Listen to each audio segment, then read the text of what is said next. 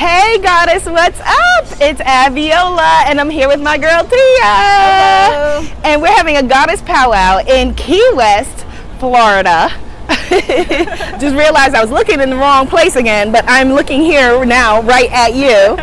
And we're here because we're on the Creativepreneur Summit, which is a powerful powwow of powerful women and men. And it is all about empowering creative entrepreneurs like you. We got to face the sun so we can have some light. There you go. And so we wanted to talk to you today about dealing with rejection. I'm going to switch.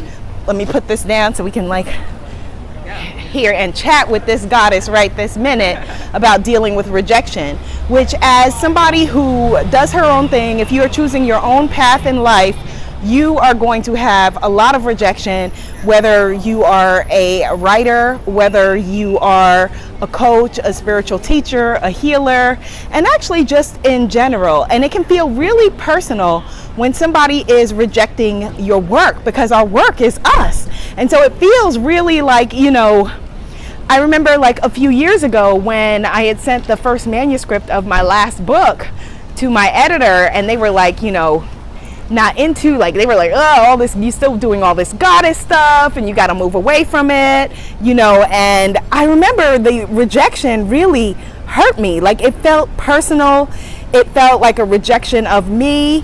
It felt like just so much like pain. And I know that a lot of people, creative people, can get so devastated by rejection that then they don't send their work out. You don't do your work. You don't send out your book, you don't write your blog posts, you don't make your videos, you don't do what you were born to do, because you feel like, well, what if people don't like me? What are they going to think of me?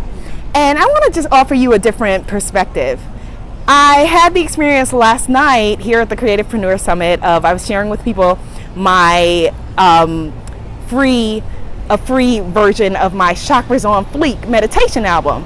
I'll dig in while Tia, when I hand over to Tia and show it to you. But anyway, I was sharing with it a free version to someone as a gift, right?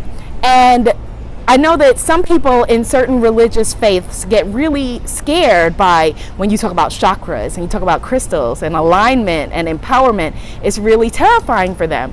So the woman, she held it for a little bit and then she said to me, I'm going to have to give this back to you. And I knew exactly why. And in the past, I would have felt hurt, or I would have felt, internalized the fear and been like, okay, well, maybe I'm not a good enough. Maybe I'm not on the right path. Maybe I don't know what I'm doing, and I would have made it into something else. Whereas now I'm able to distance it and say, okay, not for her, more for the people that it's right for. Because, let me get it to my goddesses who love a Chakras on Fleek meditation album. And if meditation scares you or chakras scare you, no shade, no whatever, it's all good. It's just not for you. All of us, we are not for everybody. I'm not for everybody. Tia's not for everybody. You're not for everybody. And the sooner we realize that, the sooner we can give the right people a chance. So I'm going to hand it to my goddess Tia, who's going to talk to you, because she is a writer and a coach and an empowerment guru about dealing with rejection, while I dig in my bag and find for you the Chakras on Fleek meditation album. There you go, Tia. Thank you. And also, I can't wait to listen to it. So, your microphone. There you go. Yeah, okay. Yeah, because one thing I want to talk about is when life gives you a rejection. So when it's something that you believe is in alignment and you're just like, oh, this is supposed to happen. This is how I envisioned it. And then life's like, nah. That's a life rejection. And the example I want to give is when I had to recover from foot surgery. So long story short, I had to get back into physical therapy, which means after that I had to go back to the gym, which means I need to be mentally prepared. So with that being said, your bounce back has to be stronger than anything you have ever imagined for yourself. And I'm not saying that this discounts anything else that you have done. What I'm emphasizing here is that there's going to be rejection. You cannot avoid it unless you just choose to lock yourself up in your home forever and a day. So you have to have a strong, you have to have a strong bounce back, because this is where your story builds. this is where you get to test your character. This is where you get to tell life, guess what? I'm still here. I'm not going anywhere, okay? So then that will take you to places like the Creativepreneur Summit or the next level in your life, because again, you're not giving up, okay? You have that story. You are going to help others, because there's always someone watching you. And I don't mean that in a creepy way, but there's always someone who you are inspiring. So keep that in mind when it comes to rejection in various forms. Yes. And Okay, wait. I'm going to Abiola. just plug the mic back in.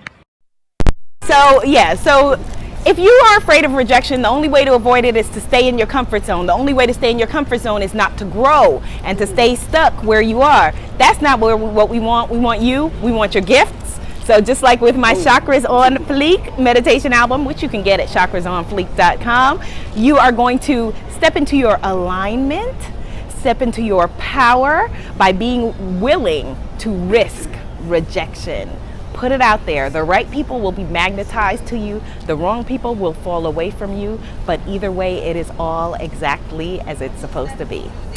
All right, my goddess, be seen, be heard, be a movement.